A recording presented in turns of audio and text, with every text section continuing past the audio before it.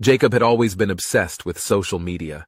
He spent all his free time scrolling through posts on Instagram and Facebook, keeping up with the latest trends and following the lives of his friends and acquaintances. Despite his parents' warnings, Jacob paid little attention to his studies, convinced that he could always catch up later. He missed classes, skipped assignments, and rarely studied for tests. But he didn't care. As long as he had his phone and his social media accounts, he felt like he had everything he needed.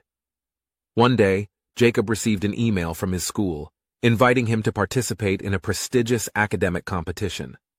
The prize was a scholarship to a top university, something that Jacob had always dreamed of. But he was so busy scrolling through his phone that he almost missed the email. When Jacob finally read the email, he realized that the application deadline was in just 2 days. He panicked, realizing that he hadn't prepared at all. He hadn't studied the required materials, he hadn't practiced the skills he needed, and he hadn't even asked his teachers for advice. Jacob stayed up all night, trying to cram as much information as possible. But it was too little, too late. When he showed up to the competition, he felt unprepared and overwhelmed. He stumbled through the questions, stuttering and sweating. It was clear to everyone watching that he was out of his depth. When the results were announced, Jacob was devastated to learn that he hadn't even made it to the second round. He had missed his chance to win the scholarship, to prove his academic skills, and to achieve his dreams. And he knew that it was all his fault. Jacob went home that day feeling empty and lost. He had never realized how much he had been neglecting his studies, how much he had been wasting his time on social media.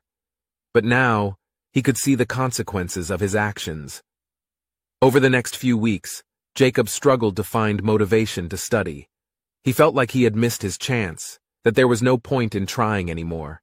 But then, he remembered the scholarship, the opportunity that he had lost, and he realized that he couldn't let that happen again. Slowly but surely, Jacob started to turn his life around. He put down his phone, opened his textbooks, and started studying seriously. He asked his teachers for help, joined study groups, and took advantage of every opportunity to learn. He knew that it was going to be hard, but he also knew that he couldn't.